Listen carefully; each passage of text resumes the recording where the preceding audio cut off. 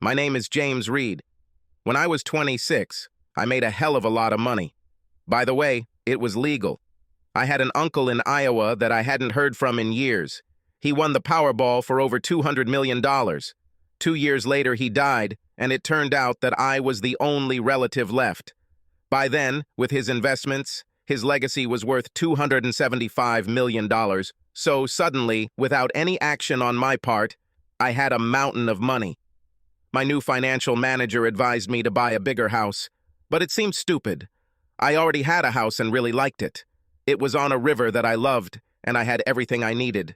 Nobody knew about this money except my old friend, one of my college professors.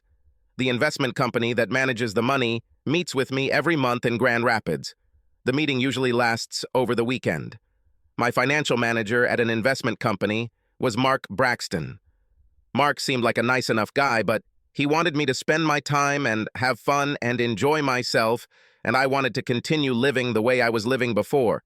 He also seemed overly friendly with any woman who crossed his path. Well, I didn't have to like him. The income from this money alone was enough to equip a damn army.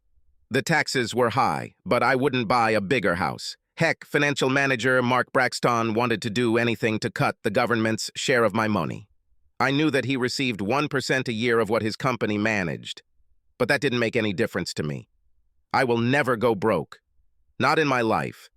The commission was nothing special except that the investment company treated me like a god.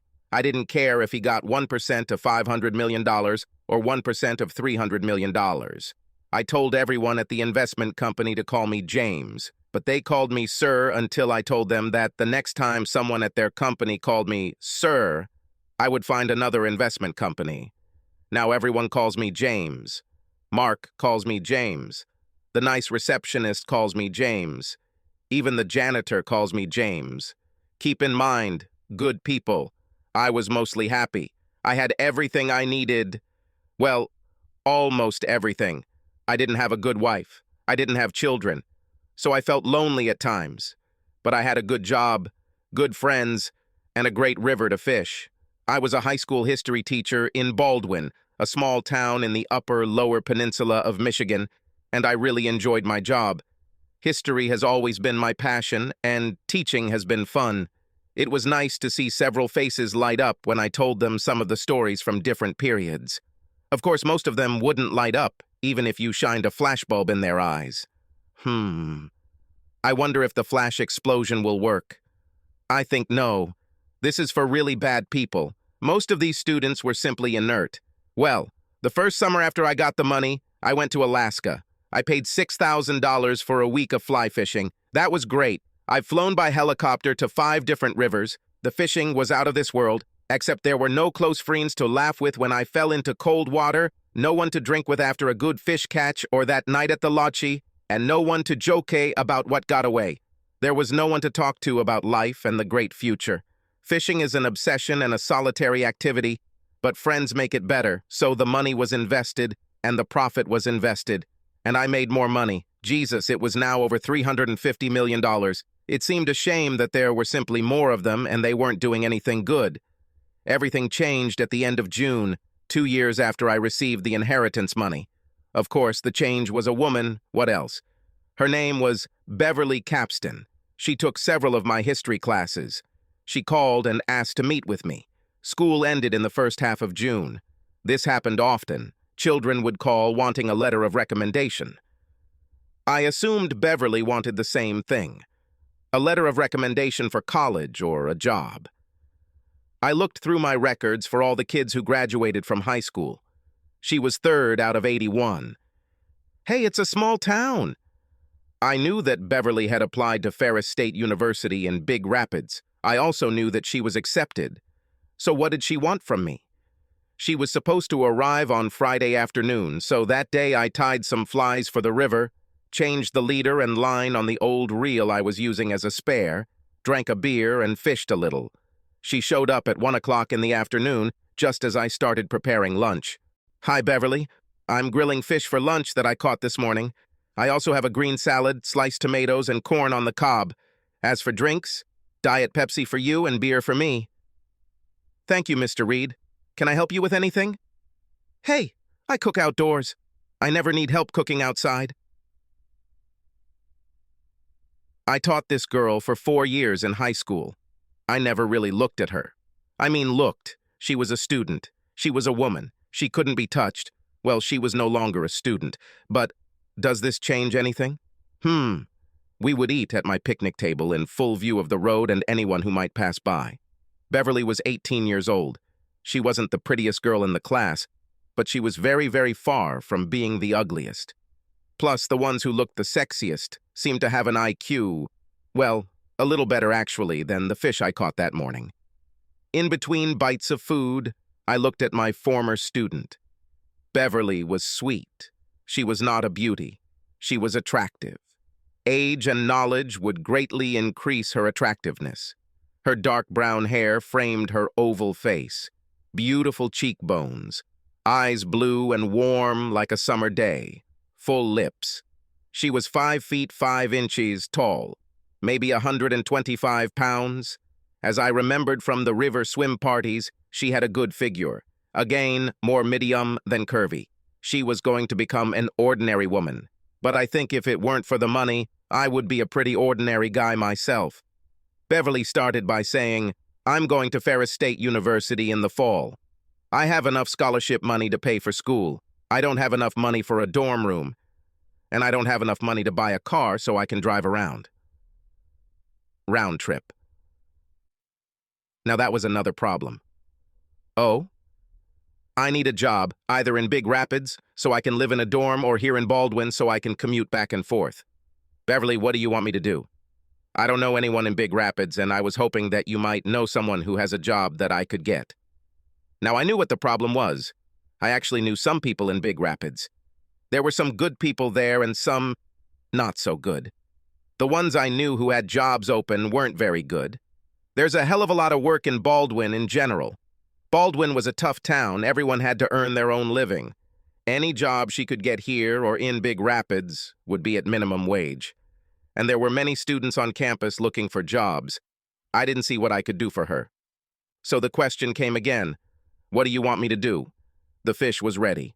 I set out the paper plates and served the food. We sat down at a table where everyone could see us. We ate and talked. She sipped her Diet Pepsi, and I sipped my damnation ale. Hey, 7% alcohol can be fun. If you could find me a job, that would be great. I will always be grateful to you. You really need to live near Beverly's school. Commuting there and back, even if it's only 50 miles, will be a hassle. Plus, your grades will suffer if you work.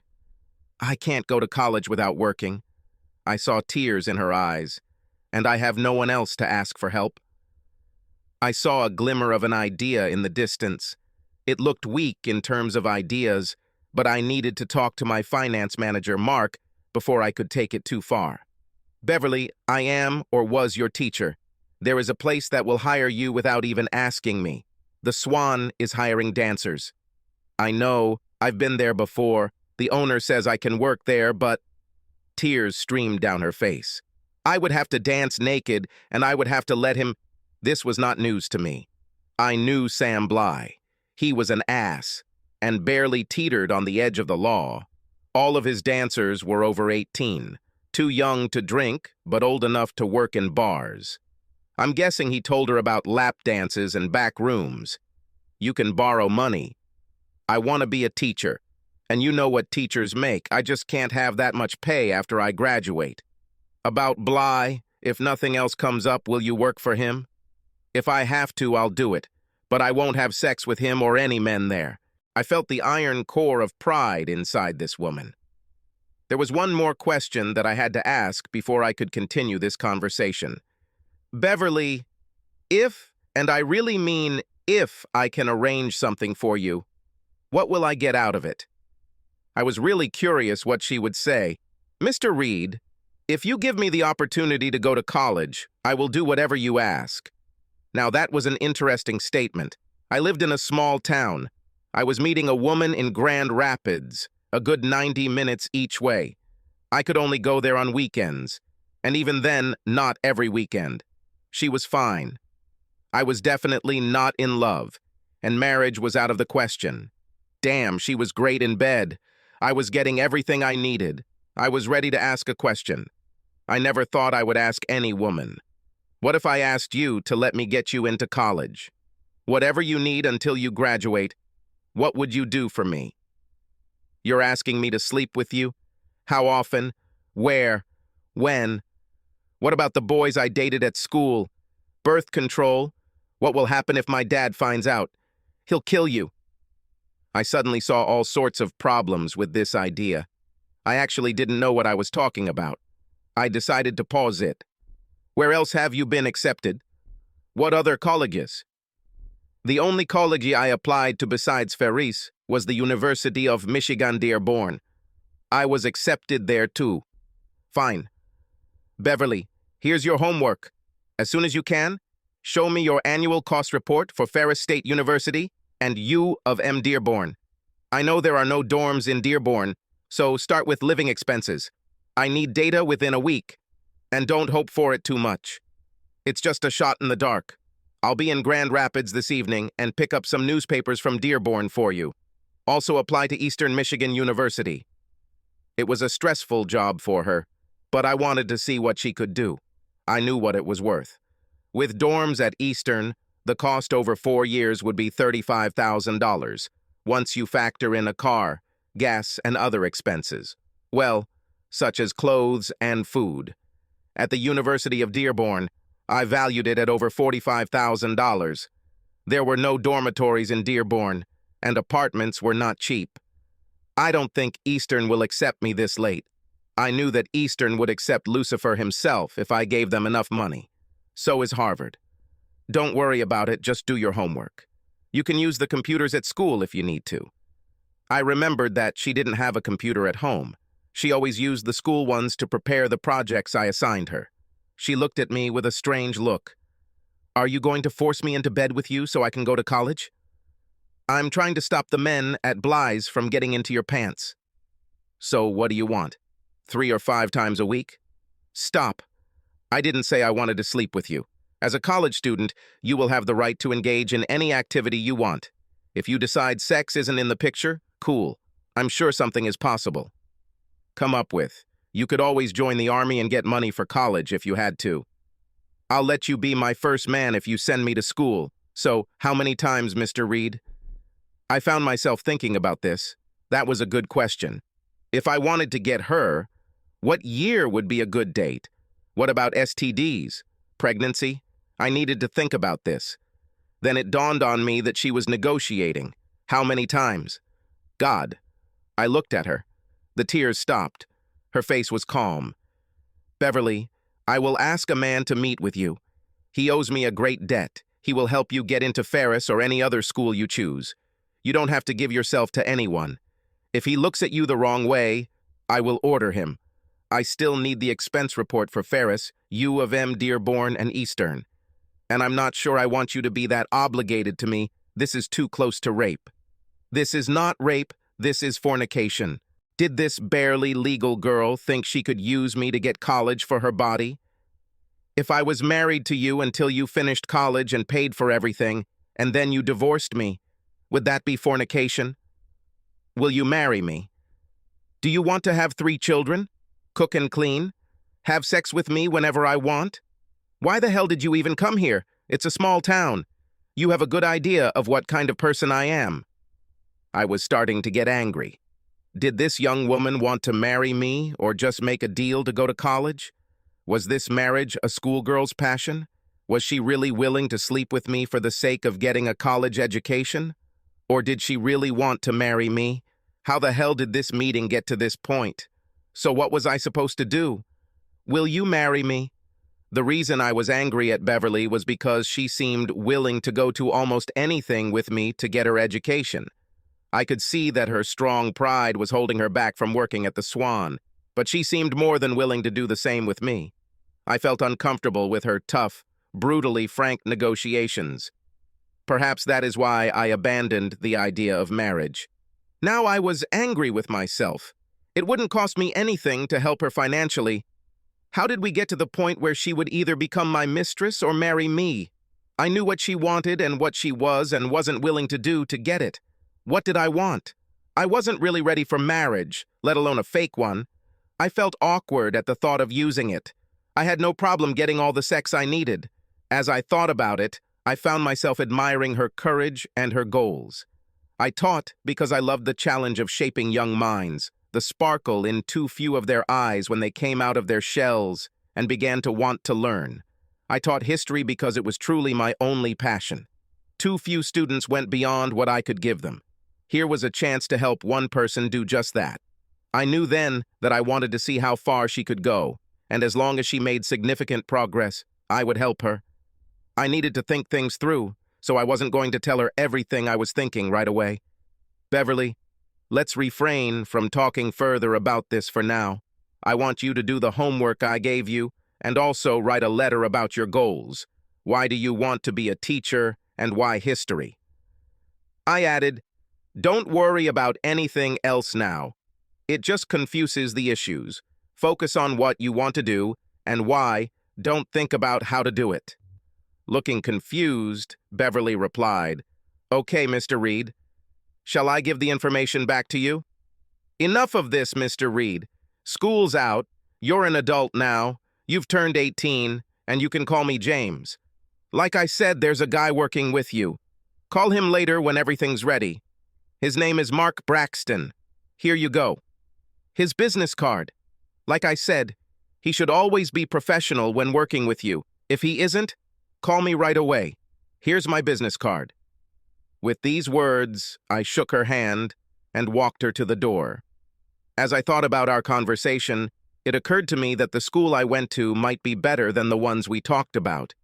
They had an excellent history program with degrees up to PhD. I attended Western Michigan University, WMU, in Kalamazoo for my master's degree and became friends with one of his professors, Al Trent. Al was a funny guy with a thick beard, a brilliant mind, and history was his life. He was still teaching in the Graduate School of History at WMU. Al had a wife of 30 years and 4 daughters ranging in age from 18 to 28. Al was one of the few people who knew about my wealth and how it came to me. After thinking about it for a few more minutes, I realized what I wanted to do. I called Al and told him what I wanted to do with Beverly. I did some research into Beverly's background and learned how difficult it was for her as a child. I relayed some of this information to Al and, without going into detail, told her how impressed I was by her passion for learning history and her desire to teach, and that I wanted to help her. At the same time, I told Al that I wanted to spend some of my money on something useful. Al, I'll be honest with you. I know it's late in the admissions process, but I think we can work something out. What I propose is to fund 2 professorships, one at the undergraduate level and one at the graduate level in history at WMU. I will also establish 5 fellowships for new history teachers in West Michigan. If they teach at a high school in West Michigan, I will also give them a $20,000 stipend every year for 5 years. Finally, I will fund 2 interns in the history department, 1 graduate and 1 undergrad. I don't want to use one of the scholarships for Beverly, but I want her to be given one of the internships without explaining to her how she got it. I think that it's important that she earns money on her own to boost her self-esteem. Do you think we can do this? James, it won't be easy, but let's try. Establishing scholarships and funding faculty will take time. I suggest you also make a fairly significant, immediate, non-qualified donation to the school. It will show good intentions while we work things out. Here's another suggestion. Given what you told me about this young lady, I think it would be a great idea to have her live with us for the first year. We have plenty of space, and she would benefit from spending time with my girls. This will allow her to not be alone or feel too lonely, and she will immediately have a circle of friends. The girls can look after her and I can direct her to the right classes, etc. Al continued. Perhaps she could come over for a few days in about 2 weeks, and we could see how it could work, and my wife could help her with the paperwork. Remember, Sarah volunteers with the dean of students. There's a bus that would make it pretty easy for Beverly to get there and back. I think it's about a 3-hour trip. Al, that's a great idea. Why don't I come over next week and invite you and your family to dinner and talk things over? You can set up a few meetings with me and we can get started. I agree with the idea of donating immediately. How about $100,000 to start? I think you have a great idea with Beverly. I'll arrange a visit for her. The idea for this project came from a conversation with her, but this gives me a chance to give back some of what you gave me. I had no money while I was in school, and it was really difficult. Without your problems and inspiration, it moved me. I don't think I could finish. I called Mark to set up the financing process for Beverly. After discussing the details, I wanted to make sure that one thing was clear to Mark. Mark, I know you have a reputation for being a womanizer. No, don't deny it. I don't want to hear from Beverly that you tried to do something to her. If you do this, I will brutally attack you and the investment company. Beverly was depressed when she left her meeting with Mr. Reed. First, there was her behavior. She talked to James as if she were some kind of slut. Contemplating her words, she blushed furiously. Then, when he abruptly ended the conversation and sent her off to do research, Beverly felt rejected that James didn't like her. This hurt her vanity, although she knew she was being stupid. With every class she attended, she became more attached to him, a schoolgirl in love with him. He treated her with respect and support. He gave her self-belief that she could overcome her past and become someone. Now she's ruined everything. I wish I knew how to behave around men, saying to herself, I feel like I'm wasting my time. I had my chance, and damn. She went to school to gather information for a meeting with Mark Braxton. Cost information was easy to obtain from the school's websites. She also made a comparison between their history programs, hoping it might impress James. Reviewing her research, it became clear to her that her goals were too vague. Getting rid of Baldwin and being proud of her accomplishments had to be byproducts of what she wanted to do. She realized that she really loved history. The stories of people and places fascinated her. She felt the need to give to others what she had received from James. As she began to express these thoughts for the purposes that James asked her to do, she began to think about how hard her life had been. Her father worked for a small logging company that harvested the hardwood left over from the vast forests cleared in the 1800s. Sometimes he had to travel further north to harvest white pine trees. He was often out of work, and when he did work, he was absent for several weeks at a time.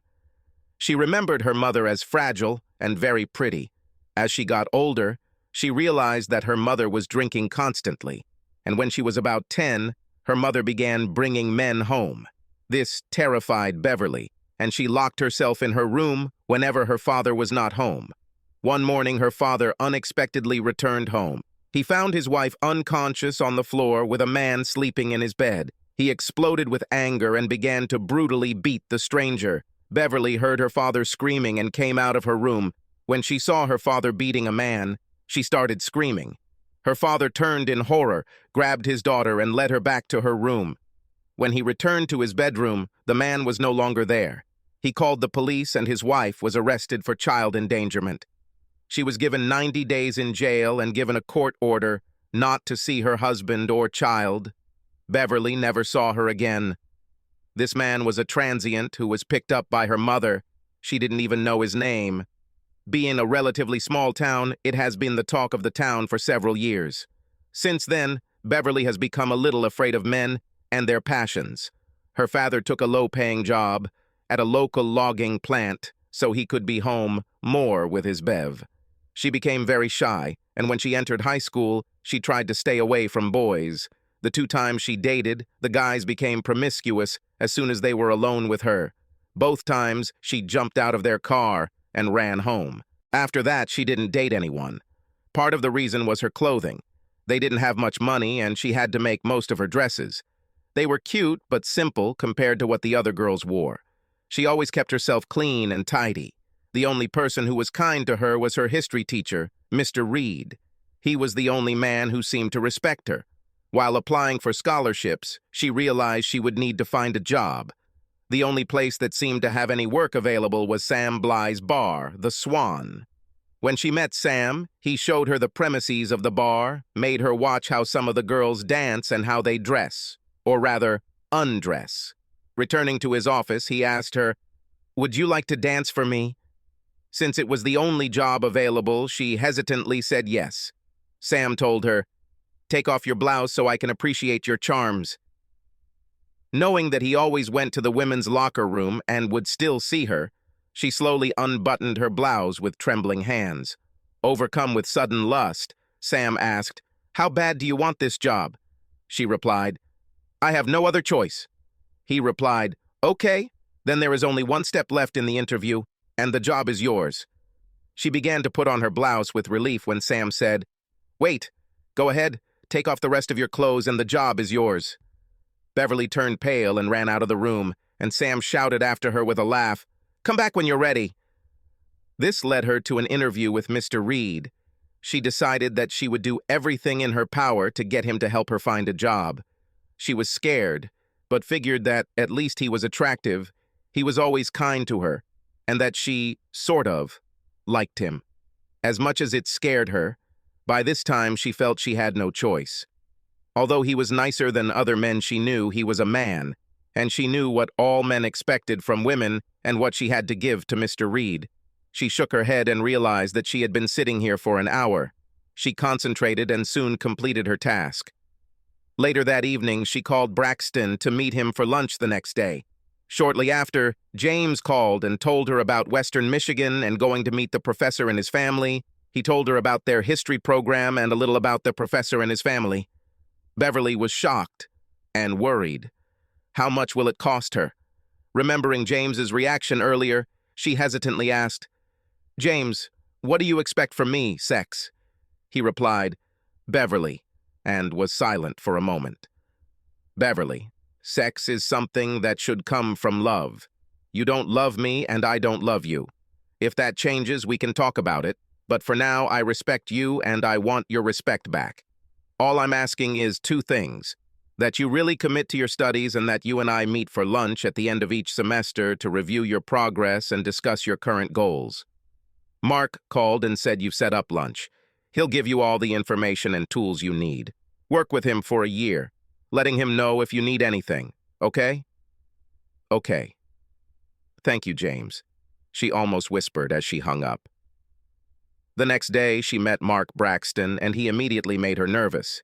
He was very handsome and impeccably dressed. He didn't do anything directly, just a lot of touching, sitting, standing close, random touching. Beverly blushed every time and moved away a little. It seemed like Mark was always right in front of her, slightly brushing her legs or chest. She thought about what James had said, "Call me if he gives you any trouble," but was afraid to make a problem out of it. Mark, for his part, was fascinated by her and began to think about how he could get her into his bed. Fuck James and his damn orders. Who he slept with was none of James's business. Lunch was at a very nice French restaurant, and Mark told her everything she needed to know. He gave her $500 for clothes and another $500 for expenses, bus, lunches during her visit to Kalamazoo, etc. Beverly thought it was too much, but Mark insisted he was just following orders. Mark gave her the outline of the plan, for her to talk to Al about the internship program, informing her that she must speak a foreign language and giving her a credit card with a $5,000 line of credit limit to use as an emergency fund. She had to send credit card receipts to Mark for registration. Beverly actually went on the trip and everything went wonderfully.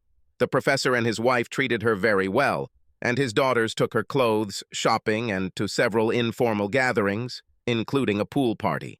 She had to buy a swimsuit and, of course, chose a conservative one-piece swimsuit. It didn't matter. The boys were still crowding around and she was constantly blushing. Sarah helped her fill out the application and was able to enroll her in an intensive summer French program. A week later, she moved to Kalamazoo. Bev struggled with French, but Sarah's fluent French helped her greatly. She went home for a couple of weeks to visit her father and then returned to WMU and started her new life. Beverly became friends with Al's girls. They sort of adopted her. She went on some dates, always with a group. One day, the guy she was with caught her in the restaurant hallway and kissed her.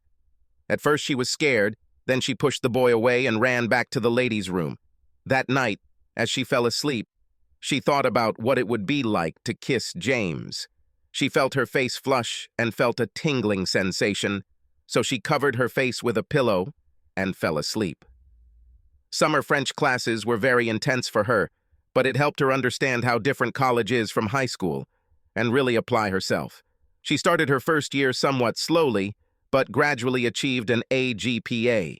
She had several electives, taking a class on Renaissance art history and several music appreciation classes. These electives really opened her eyes, helped her become more confident, and she became more aware of the challenging but rewarding opportunities that life has to offer. Mark walked away from the phone thinking, "What an asshole James is. Just because he has so damn much money. That shouldn't stop me from having a little fun if the girl wants it." Mark began to think about his last conversation with Erica Johansson. She worked at a local law firm, and he had been seriously entertaining her for a year. He told her several times about his client, James Reed, about his money, and how he was not using it for fun, but simply wasting it. God forbid. During their last meeting, he told her about James's plan for Beverly. Erica said, "God, I wish I had some of that money. I had no idea how hard being a lawyer is. The hours are killing me." They discussed it and began to come up with a plan. Mark is tired of working with other people's money. He was 35 years old and a confirmed bachelor. He made good money on some investments, but nothing that could give him the lifestyle he felt he deserved. He liked fast cars and women. Lots of women. Yes, he thought, I'll get James Reed, and then I'll get as much of his money as I can. He needs to carefully craft a solid plan with Erica. They discussed this for several months, gradually refining the plan. Mark would arrange for James to meet with Erica, and she would use her girl wiles to lure James into a trap. Meanwhile, Mark will find a way to take care of James. One of Mark's concerns was making sure she stuck to the plan. He wrote the script, and after one of their steamy bedroom scenes, he handed it to her. "Erica, let's make sure we have a plan in place. Here's a script for you and one for me. I'll read mine first, and then you read yours. Okay?" With her nod, Mark completed his part of the task. After discussing it and answering a few questions, he waved her over to read her part. She picked up the script and began to read. "After I meet James, I'll make sure we dance a little. I'll try to move closer to him so he can feel my breasts pressing against him. I'll try to get him to the balcony in the clubhouse, holding his hand tightly and making sure he kisses me. I will ask him to take me home, and I will find a way to seduce him. I will give him the best sex of his life. I will lead him into such a fog that he will want to marry me as soon as possible. After we get married, I will act like a loving, faithful wife until the car accident happens. Then it's money, money, money." Mark said, "Great." And they discussed the plan for a while, refining it, figuring out how to get the most out of it. Unbeknownst to Erica, Mark had taped the session and was going to edit it to make sure she didn't do something stupid, like actually fall in love with James. Mark continued to meet with Beverly periodically, although a phone call was all it took. He didn't know why, but it seemed to him the most important thing in the world to seduce this girl. It wasn't that she was as beautiful or had a body like Erica's. She was just unattainable and definitely not interested in him. Mark really loved a challenge. Every time he met her, he tried to touch her as often as possible, mostly seemingly innocently, but occasionally touching her breasts or what he thought was her one great asset, her lovingly round, firm ass. Mark spent a lot of time thinking about having as much money as he could spend. He remembered his first job after his sophomore year of college. The only job he could find was as a meter reader for a gas company in Battle Creek. After being chased all summer by more dogs than he could count, he vowed that he would become rich and never have to work so hard again. Even though Mark was making a lot of money, mostly from managing James's investments, he wanted more.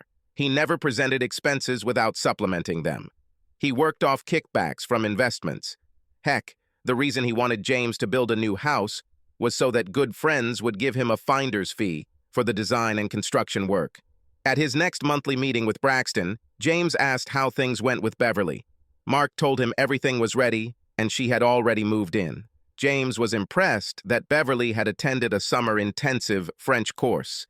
It was not a requirement, but would give her a good head start in learning French. He knew she had studied Spanish for 4 years in high school. Beverly first caught his eye in an American history class in junior high. James enjoyed trying to get kids to really think. Sometimes it was a real challenge. One approach he used was to present alternative histories and ask students to write a paper about how a changed event could cause changes in future history. The event for the article that Beverly wrote was the departure of the Mayflower. James provided the context. How Mayflower settlers established modes of government that laid the foundation for the subsequent formation of the American government. He then explained and had the children brainstorm some of the circumstances that could have led to the Mayflower not going to sea, or worse, not arriving safe and sound. The assignment was to speculate on how the absence of the Mayflower and the Pilgrims would have affected the formation of the new country. Beverly's article was undoubtedly the most imaginative, not the best written, but she demonstrated the ability to think and reason. The article really showed her innate, intense curiosity and thirst for knowledge. From then on, James paid more attention to her, meeting one-on-one to continue probing her mind. The whole episode with Beverly turning to him for help and the conversations he had with his old Professor Al made James rethink his life. He loved teaching, but was there anything else he could have done? He thought about it for a few weeks and then called Al and asked if he could come over for dinner. He made the trip that weekend. He met with Al earlier in the day for a couple of hours and then invited him to lunch. They discussed their options and Al asked some probing questions. Over coffee, James said, "Let's see if I can tie it all together. I think it's clear that I'm going to give up teaching. I really enjoy it, but I think it's time to move on. I'll focus on two things. The first is to expand opportunities for more history teachers and improve their effectiveness. The second is to try to influence the quality of the teaching materials available. The first thing I can do is continue what I started, but at a few other Michigan universities. I can arrange for some sabbaticals to allow for more research and publications. And I can create programs that encourage more high school history classes and make them more interesting." One of my thoughts was to get graduate students to go into high schools and share some of what they are working on. It would be interesting for both them and the high school students. The way I see it all is focused primarily on the West Michigan area. I don't want to take over the world. I just want to make a difference where I can. The second idea would be focused on the publishing side. James continued, "Through a friend, I know of a small publishing company in Detroit that primarily produces history textbooks and history trade publications, and it sells. I want to buy this company and have my friend run it. Lately, I have not been satisfied with my investment company or the efforts of my account manager. A few months ago, I started looking for investment opportunities that I could do on my own. Gradually, I find situations where I personally know the key players in the company. I also look for similar situations in an industry that I think would be interesting to me. I found a few, including one at a security company that looks like a winner. How does this all sound, Al?" "That sounds great. I'd suggest you contact a publishing company. Also set up a fund to coordinate donations, scholarships, etc. You should run that yourself. I'd be happy to recommend a few names for an oversight group to provide overall guidance and make recommendations. This board will include teachers at all levels, students, and a couple of key legislators." "Great, Al. Let's do it." With these words, James decided to change his life. He seemed to be throwing himself into philanthropy in a big way, but over the last year he had some thoughts about trying to do something. In a way, it would be a little selfish of him to continue teaching when he could do so much more. He just wasn't the type to spend all his money lounging around on a big yacht off Cannes, chasing bleached blondes. That evening, he had dinner with Al's family. Beverly sat down opposite him. At first, she was quiet, almost embarrassed, but everyone was laughing so much, teasing each other, that she came out of her shell and joined them. After dinner, James asked her to take a walk with him. Almost nothing was said until they sat down on a bench in a nearby park. "Beverly, I think we started off on the wrong foot. I love and respect you. I would never ask you to do anything you don't want to do. I just want you to have a good life. I know that happened to your family many years ago. I should have known more about you before I would sponsor you. I'm sorry I had to dig into your past. I want you to study history as much as you want. I know that you can do it." With that, James stood up, kissed her on the cheek, and walked her home. At the end of Beverly's first full semester, James met with her again. This was the first time he invited her to dinner. He chose a quiet Italian cafe that had excellent food. Since he was coming from out of town, he was a little late, and Beverly was waiting for him at the bar with a cup of tea. "Beverly, you've really changed. You look kind of okay." "God, Bev, you look great." Blushing slightly, she replied, "Thanks, James. You look pretty good yourself." They sat down at their table and ordered a very tasty ossobuco for lunch. James drained most of the pitcher of homemade Chianti. Beverly was much more animated than he had ever seen her before. He talked to her about her course and asked some pretty insightful questions. She answered with enough depth and clarity to please him. When it was time to leave, James kissed her on the cheek and said, "I'm really impressed, Bev. Keep up the good work and let Al or Mark know if you need anything." Kissing her cheek again, he watched her walk away, turning once to wave at him. His heart trembled slightly, but he attributed it to the ossobuco and wine. The image of her in a black dress never left his mind the entire way home. Later that year, James went to a party hosted by Mark Braxton at a country club that Mark had joined several years earlier. James didn't really want to go, but Mark kept pushing him so hard that he didn't see a graceful way out of this situation. At the party, Mark introduced him to the charming Swede Erika Johansson. Mark told him she was interning at a law firm in Grand Rapids. She was tall, slender, with long blonde hair. After chatting for a while, Erika asked him, "Why are we letting this great band go to waste? Let's dance." With these words, they went out onto the dance floor. There were a few fast numbers, and then the group performed a slow dance. James pulled her a little closer, but Erika continued moving until she was leaning against his chest. When James danced with her, he discovered that she was not so slender. Her breasts were firm and wonderful to the touch.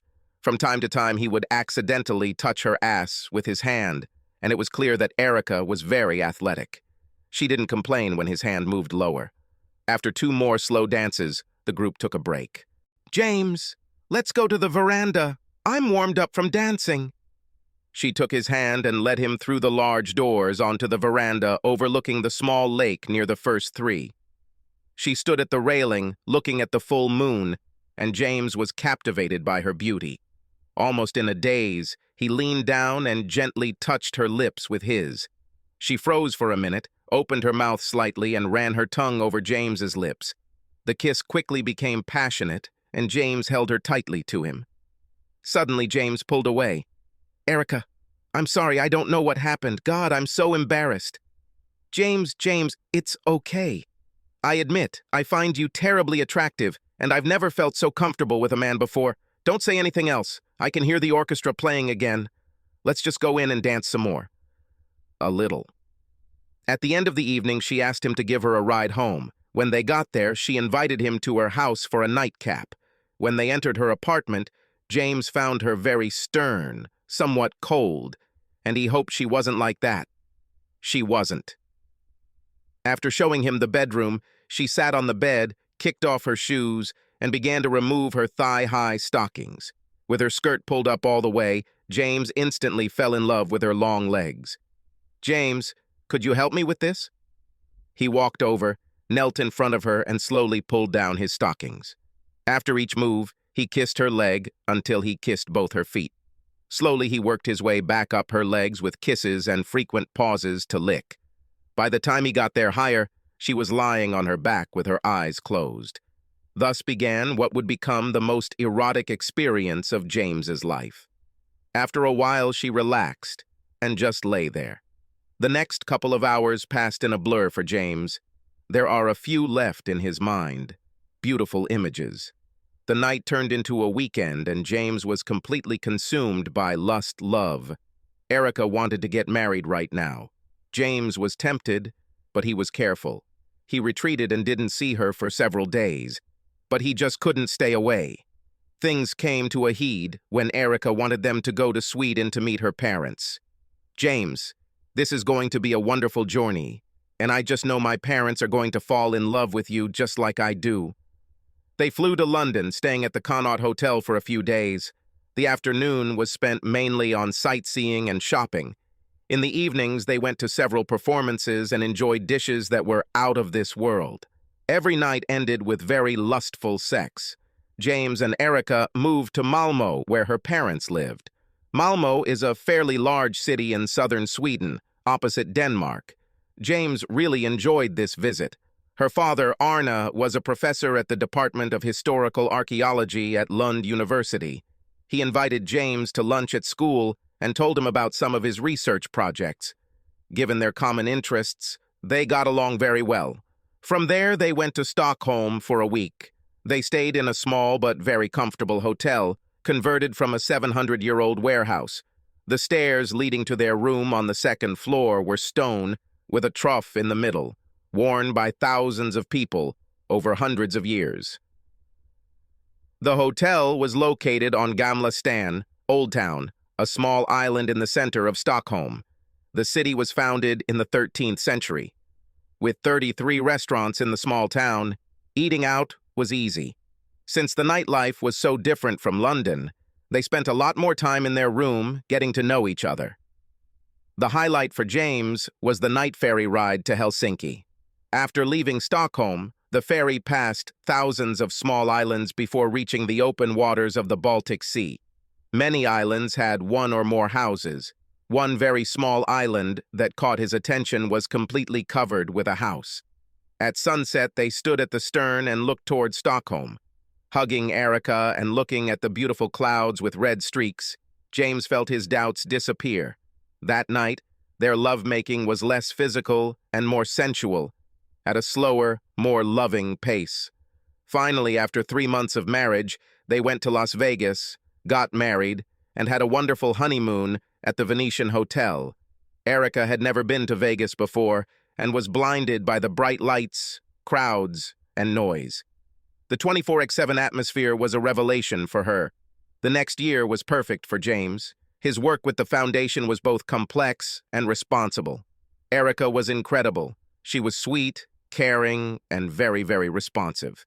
She finished her internship and they were talking about having children. Mark periodically suggested to him that she start doing legal work for the foundation. It was similar to what she was working on with her law firm, and as Mark noted, it would only take a couple of days a week, so it wouldn't stop them from having a baby. James traveled quite often, usually overnight, sometimes for a couple of nights when he went to Detroit. Erica, as a new lawyer, worked late quite often. Sometimes, when she returned home late, she did not feel like making love. Other times, everything was fine. James didn't think too much about it. Once at a party, he stood on the edge of the balcony, enjoying the silence. Hidden behind a large potted bush, he didn't see anyone approaching, but suddenly he heard a couple talking quietly. First, there was a woman's voice saying with some despair, "I don't know what to do. I'm really falling in love with him." Somewhat quieter, in a voice that James could barely hear and only partially understand, the man said something like, take this tape. Listen. Call me, With these words, the couple walked away. Damn, that looked like Erica. Thinking for a minute, then, shuddering, he moved around the bush, but the couple disappeared. He thought about it for several days before it got out of his head. He didn't say anything to Erica because he really didn't know what to say. In early December, James flew to Milwaukee on a 2-day trip to meet with some members of the history department at the University of Wisconsin. Milwaukee. They had heard about some of his accomplishments and wanted to talk to him about it. They had the funding available. They just wanted to do it right. As soon as he arrived at the school, he learned that 4 of the professors who were supposed to be there were playing golf and were involved in a minor accident on the way back to school. They were fine, but couldn't make it to the meeting. James said everything was fine. He asked the secretary to call and book him a return ticket for a late flight and invited the head of the department to dinner, just to chat. He didn't bother calling Erica. She was probably still in meetings at work. James returned to their new home around 11 o'clock. Erica's car was there, but all the lights seemed to be off. As he walked down the hallway toward the master bedroom, he saw a sliver of light under the door and then heard muttering that sounded like quiet conversation. As he started to open the door, he heard Erica say, "How much longer do I have to go on with this charade? You know that I really love him now. I didn't plan for this, but it just happened. I don't care about money anymore. I just want James." Someone, apparently Mark, responded, "Just hold on tight until that idiot hires you as a foundation lawyer. He's got a ton of money locked up in that stupid history program, and with you, it'll be easier for us to get our hands on it. Most of his personal wealth is in trusts, and it will take more time. I completely planned for the car accident. In the meantime, unless you want me to give this tape to James and the police, you will continue to give me this great sex." James quietly opened the door a little more to make sure it was Mark. Through the gap, he could see his lovely wife and Mark Braxton sitting naked in bed, Erica with tears in her eyes and mascara running. "Damn it," he thought. "His bed, his wife." James quickly weighed his options. His anger told him to tear Mark to pieces and throw his faithful wife out the door. Deciding that he needed to think things over, even with money, killing Mark might be a risky proposition, he went down to his office, picked up his favorite peated Islay Bruich Ladich single malt, and poured himself a more than generous glass. Having calmed down, he decided that he would like a slow, steady, more destructive response best. Mark was a settled issue. James felt only the hot fire of pure hatred for him. Erica, well, he didn't know about her. He thought, "I love her. I don't know how this started, but from what I hear, she wishes it didn't happen. I can't live with her anyway. If he blackmailed or threatened her, she should have come to me. Yes, it would have been all over for us, but I would have taken care of her, given her money and sent her back to Malmo. Now the most I would be willing to do is keep her out of jail. Sleeping with that asshole Mark was terrible for me." He quietly left and went to the hotel for the night. The next morning, James called a fishing buddy in Ann Arbor with whom he had invested significant sums. His friend started a new security company that designed and manufactured surveillance equipment and had a consulting department to assist clients. James explained his problem and what he wanted to do. James stayed mostly away from home for the next week, telling Erica that several emergencies had occurred. He just came in a few times to pick up some clothes and leave. Reflecting on what he had overheard, he only drove rental cars and changed them daily. A week later, his friend called. "You won't like this, but we have everything on film, everything we need. We filmed Mark and your Erica twice in bed and in conversation." It turned out that Mark has known Erica for several years, more for sex than for anything else. After a while, he began to complain to her about one idiot whose money he manages and who simply throws it away. Erica asked several times if there was any way to get some of James's money. They came up with a plan to let you and her meet at a party, see if she could seduce you, and with her sweet, loving ways, make you marry her. The other part was for Mark to find a way to see that you met your untimely death. It was amazing how patient they were. "I will say," the friend continued, "that your wife seems to have changed her mind. They argue a lot, but it turns out that Mark has an audio recording that completely incriminates Erica. It seems like he's keeping her around not just for the plot, but also to get her to keep having sex. I'd say she truly hates that bastard, and I'll give her credit. She doesn't enjoy sex. Mark is very angry with her. I expect him to become violent with her very soon." "Jesus," James replied. He was devastated. He fully accepted Erica's love. He always knew that Mark was an asshole, but to do something like that. After the conversation, they took the materials to the police. Mark should have been arrested and prosecuted. Erica would be asked to act as a witness and avoid prosecution. If she agreed, she would be allowed to return to Sweden and never return. James would give her some money, but not as much as if she had come to him herself. A few days later, they were both arrested. At his arraignment hearing, Mark posted $500,000 bail and quickly disappeared. James met with Erica in an interview room at his lawyer's office. He cared about her very much and wanted to understand what happened. She was a little hysterical and said, "Oh my God, I don't know. I guess I was too caught up in thinking about money. I had sex regularly with both you and Mark, and the secrecy and the thought of all that money made it so exciting."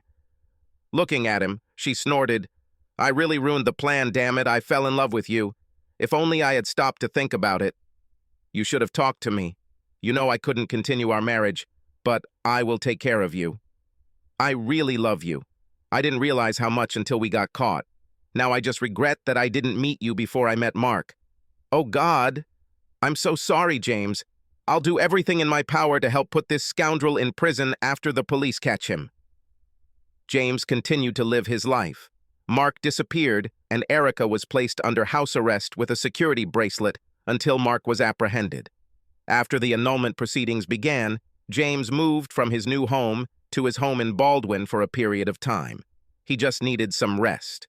Al called several times with updates on donations and the scholarship program.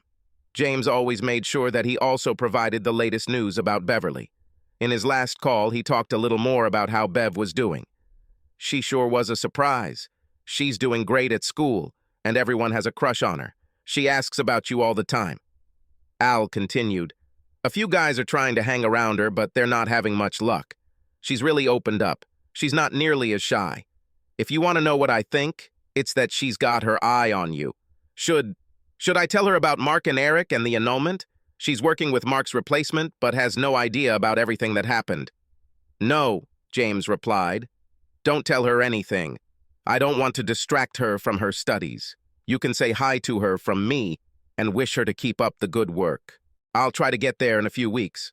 Thanks for everything you and your family have done for both Beverly and me. No problem, Al replied. Like I said, we all love her like our own. After a couple of weeks, James was remembering everything that had happened over the past year or so. One person kept coming back to his mind, Beverly. At first, he was just curious, wondering how she was doing. Was she happy? As agreed, they had their first lunch at the end of Beverly's first semester. Everything went very well, and James was amazed at how much she grew, not only through her coursework, but also personally. She was much more open and attractive than he remembered. He chuckled, thinking that she must have been a late bloomer. At the end of her second semester, they had another meeting, this time for dinner at a really upscale restaurant. James was again quite impressed with her continued progress. She was delighted with her research. She was more animated, almost radiant. Beverly learned to dress better and took a couple of electives in art and music history. They had a great dinner, and he made some suggestions about her studies.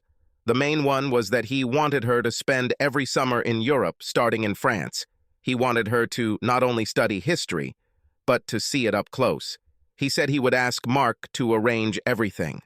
The dinner ended somewhat awkwardly when she finally asked him about the ring on his left hand. She hadn't heard that he was married. When he told her about Eric, tears came to her eyes, and she ran away without saying goodbye. Thinking back on those tears, he wondered what they meant. He decided to go to Kalamazoo to see her. He recently purchased a small but attractive residential complex near the university to house scholarship students. There were 6 buildings, each a 2-story duplex clustered around a central picnic area and swimming pool. There was a small stream with many trees running around the complex. Beverly moved there because it was much closer to the university. Several other spaces have been leased to professors, but it will be several months before they are filled. It was late when he got to the complex, around 9, but he felt it wasn't too late to go in and see her. The complex was silent, except for the sound of the waterfalls in the stream and the whisper of the wind in the trees. There was good lighting, but it was somewhat dim. James made a mental note to update it. As he approached her apartment, he noticed that the lights were on both the first and second floors. The other block, on the right, has been repainted and is not yet rented. As he approached the door to knock, he heard a piercing scream from inside. The door was locked, so he kicked it open and ran inside. From above came sounds similar to struggles and groans. James rushed up the stairs to the open bedroom door. What he saw shocked him for a second. There, Mark fought with Beverly. Her blouse was torn and blood was flowing from her nose and lips from Mark's blows. James screamed at Mark and lunged at him at the same time. All his rage from seeing him with Erica and seeing him attack Beverly exploded into angry anger. Mark turned, dazed, just in time to meet James's blow. That was all that was required, but James didn't realize it. He swung again and crushed Mark's jaw. He started kicking him and only stopped when Beverly wrapped her arms around him and tried to pull him away. He glanced at Mark and turned to Beverly. He expected her to become hysterical, but she was calm. The police took Mark away. It turned out that he had money hidden and was planning to flee the country using a different identity card. He lusted after Beverly every time he saw her and always remembered James's warning not to get involved with her. Now that he was ready to leave, he decided he could repay them both at once. He called to tell Beverly that some forms needed to be signed immediately. She didn't want to. She was always a little afraid of him, but he insisted. He said he was going on vacation for a couple of weeks and the forms were supposed to be signed that day, so she finally agreed. When she opened the door, he immediately slapped her and dragged her upstairs. After the police took Mark away in an ambulance, James took Beverly to the school infirmary to get checked out. She was fine, and he took her to his car. "Beverly, the lock on your apartment door is broken, so I don't want to take you there. I don't think we can even stop by to pick up anything for you since we have no idea how long the police will be there. Why don't I get you a hotel room? We can pick you up some clothes on the way." "James, I don't want to be a nuisance." "Bev, can I call you that?" "I insist." There was only one good hotel in town, and James took her there. The only room available was the honeymoon suite. James laughed at this, but Beverly was embarrassed. After she settled into her room, he suggested they go downstairs for dinner. "The grill here is really excellent, okay?" Bev stopped arguing with James and just started agreeing. It seemed easier, and she was still a little shocked. She timidly asked, "Will they have steak?" "Will it?" "Girl, you're getting the biggest steak you've ever tasted." Placing their little hand in his, they took the elevator down to the grill. And yes, Bev had the biggest steak she had ever seen. Sitting there after dessert and feeling a little tired from eating, Beverly thanked him again for saving her from Mark. "Bev, I'm really sorry that I've been a little neglectful of you. I really didn't mean for so much time to pass. I'm really glad to see you again. I think the last dinner date didn't end very well, but I really enjoyed it. I never had a chance to tell you about it in the apartment, but I was thinking about you." Beverly blushed slightly but didn't answer James, remembering that he was married to Erica. After a few awkward moments, James said, "I better take you to your room. You must be tired." As they walked towards the elevator, Bev gently took his arm. When James opened her door, she started to walk in, but quickly turned around to thank him again. He was closer than she thought, and she ran into him. He instinctively hugged her and kissed her. Beverly responded with a quick passion that startled them both, but she suddenly pulled back and pushed him away. James looked at her pale face and asked, "Bev, what's wrong? I know it was just a kiss, but I actually felt something." "James," she blurted out, "I felt it too. I don't know how to say it, but I suddenly felt dizzy. But James, we can't do this. We just can't." "But why? What's the matter? It seems so right." "Jesus, James, don't make this difficult. You know why." With these words, she quickly closed the door and put on the chain. Feeling completely confused, James walked down to his car. On the way home, he thought about everything that had happened. He really felt a connection with Beverly, or Bev as he thought of her now. Arriving home, he drank a glass of smoky single malt whiskey and went to bed. It was not easy to fall asleep. He lay there with his eyes wide open, thinking about the kiss. He reflected, "I think she's been on my mind since the day she first came to my house, asking for help. But God, after that kiss, it feels like she's all I can talk about now." Think. The next day he drove back and first stopped at the police station. They agreed for Beverly to return to her apartment and said they would immediately send someone to remove the crime scene tapes. Then he went to a locksmith he knew and arranged for him to fix the lock that same morning. Back at the hotel, he went upstairs to see if Bev had had breakfast. When she opened the door to his knock, he quickly asked if she wanted to go down to the grill. Without looking at him, she said, "Thanks, James, but I ate earlier." Well, I can't take you back to the apartment before the locksmith is done with the door. Would you like a ride? No, you've already spent too much time with me. James grabbed her hands and asked, Beverly, what happened? Everything was great until I kissed you. I guess I overstepped my bounds. I'm so sorry. No, it was okay. In fact, it was great. And if only things had been different.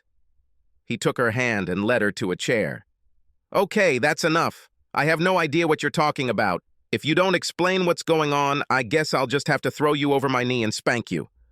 Looking scared, half believing he would do it, she muttered, You know, it's your wife, Erica. James burst out laughing, causing Beverly to blush in embarrassment. Raising his left hand, he said to her, Look at my hand. Do you see the ring? He explained everything that had happened to Mark and his wife.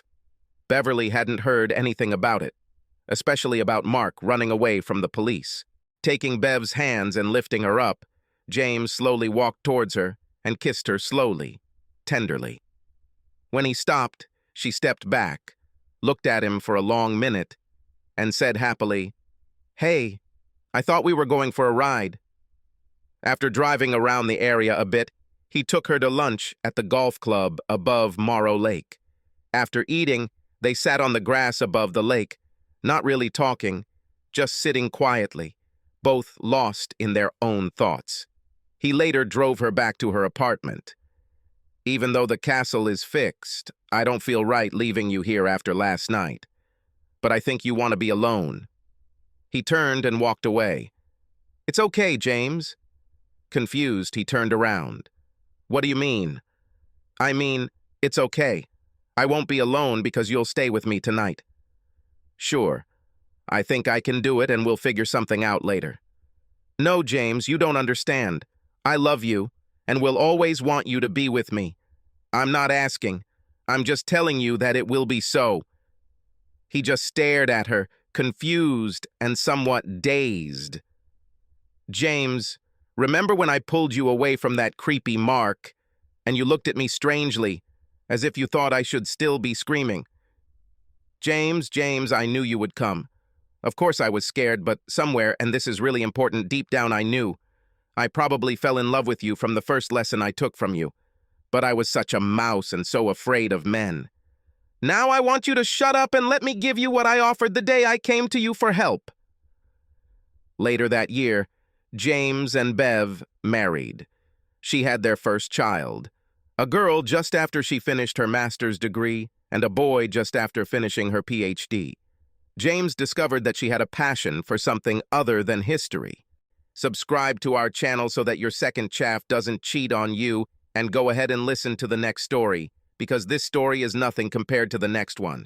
If you're under 18, don't even think about listening to the next one.